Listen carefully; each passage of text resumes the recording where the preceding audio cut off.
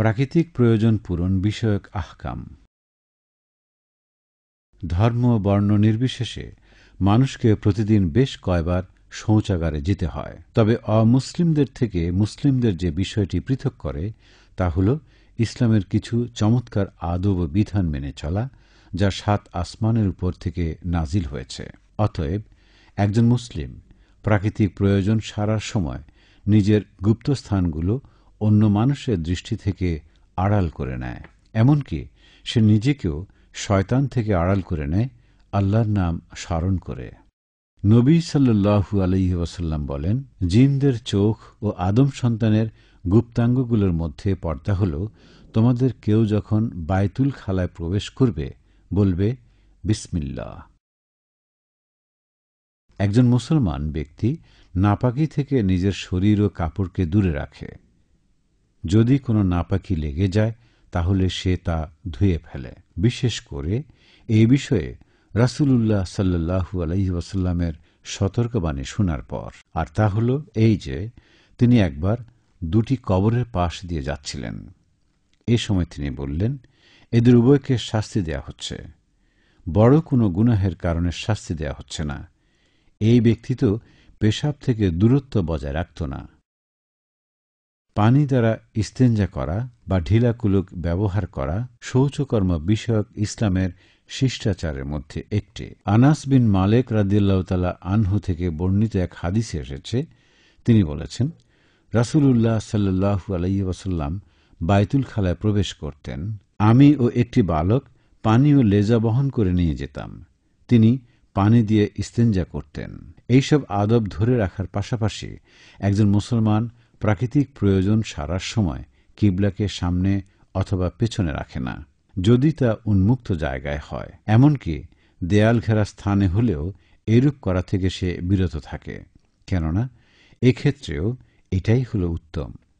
হাদিসে এসেছে, রাসূলুল্লাহ সাল্লাল্লাহু আলাইহি ওয়াসাল্লাম বলেছেন, তোমাদের কেউ যখন বায়তুল খালায় যাবে তখন পেশাব ও পায়খানার সময় কিবলাকে সামনে রেখো না। অনুরূপভাবে একজন মুসলমান মানুষের চলাচলের পথে, মানুষ যে ছায়ায় আশ্রয় নেয় সেখানে, মানুষের সমাগম স্থানে পেশাব পায়খানা করা থেকেও বিরত থাকে। কারণ রাসূলুল্লাহ সাল্লাল্লাহু আলাইহি ওয়াসাল্লাম বলেছেন, তোমরা 2টো অভিশাপ দানকারী থেকে বেঁচে থাকো।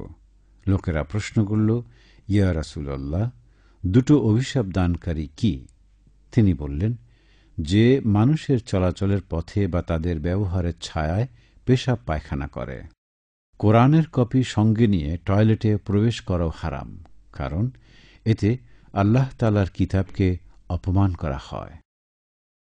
স্থির অর্থাৎ চলমান নয় এমন পানিতে পেশাব করাও জায়েজ নেই, যেমন সুইমিং পুলের পানি, কারণ রাসূলুল্লাহ সাল্লাল্লাহু আলাইহি ওয়াসাল্লাম বলেছেন, তোমাদের কেউ যেন স্থির পানিতে কখনো পেশাব না করে, কেননা সে হয়তো ওই পানিতেই গোসল করবে।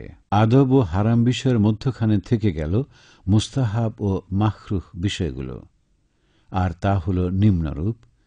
উন্মুক্ত জায়গায় প্রাকৃতিক প্রয়োজন সারতে গেলে মানুষ থেকে দূরে যাওয়া মুস্তাহাব। শৌচাগারে প্রবেশের সময় বাম পা আগে দেয়া ও বলা, আর বের হওয়ার সময় ডান পা আগে দিয়ে বলা গুফরানাকা। প্রাকৃতিক প্রয়োজন সারার সময় বিনা দরকারে কথা বলা মাকরুহ। ইবনে ওমর রাদিয়াল্লাহু তাআলা আনহু থেকে বর্ণিত এক হাদিস অনুযায়ী, নবী করিম সাল্লাল্লাহু আলাইহি ওয়াসাল্লাম পেশাবরত অবস্থায় এক ব্যক্তি তাকে সালাম দিলে তিনি তার উত্তর দেননি।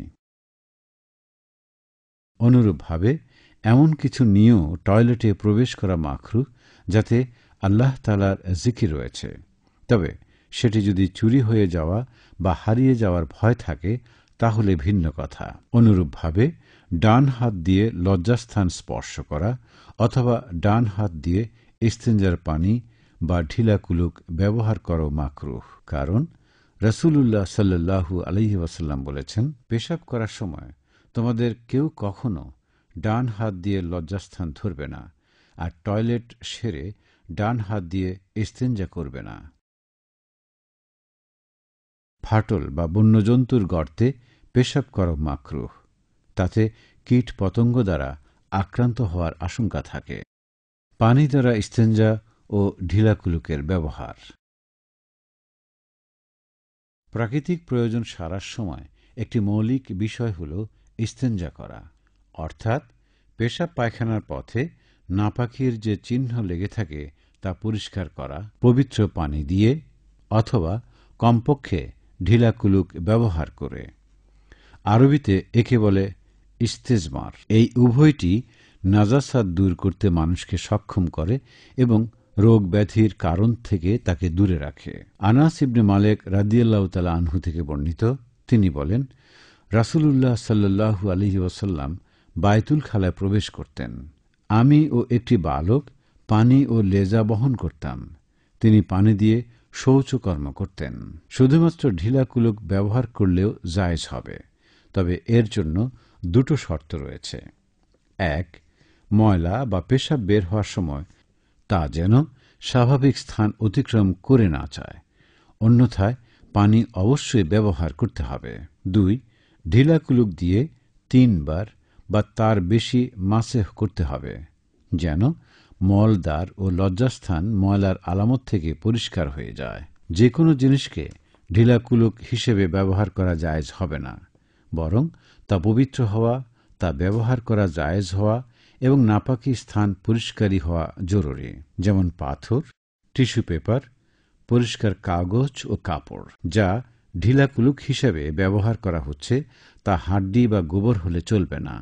সালমান আল ফারিসি রাদিয়াল্লাহু তাআলা আনহু বলেন, রাসূলুল্লাহ সাল্লাল্লাহু আলাইহি ওয়াসাল্লাম পেশাব পায়খানার সময় আমাদের কিবলার দিকে মুখ করতে নিষেধ করেছেন, ডান হাত দিয়ে ইস্তেঞ্জা করতে নিষেধ করেছেন, অথবা 3টি পাথরের কম দিয়ে ঢিলাকুলুকের কাজ সারতে নিষেধ করেছেন, আর হাড্ডি বা গোবর ঢিলাকুলুক হিসেবে ব্যবহার করতে নিষেধ করেছেন। প্রাকৃতিক প্রয়োজন সারা বিষয়ক মাসাইলের আলোচনা শেষ করার পূর্বে বলে রাখা ভালো যে বায়ু বের হওয়ার পর পানি দিয়ে ধৌত করার দরকার নেই, তবে পানি দিয়ে ইস্তেঞ্জা করা ঢিলাকুলুক ব্যবহারের চেয়ে উত্তম, কারণ এতে রয়েছে অধিকতর পরিষ্কার পরিচ্ছন্নতা ও পবিত্রতা।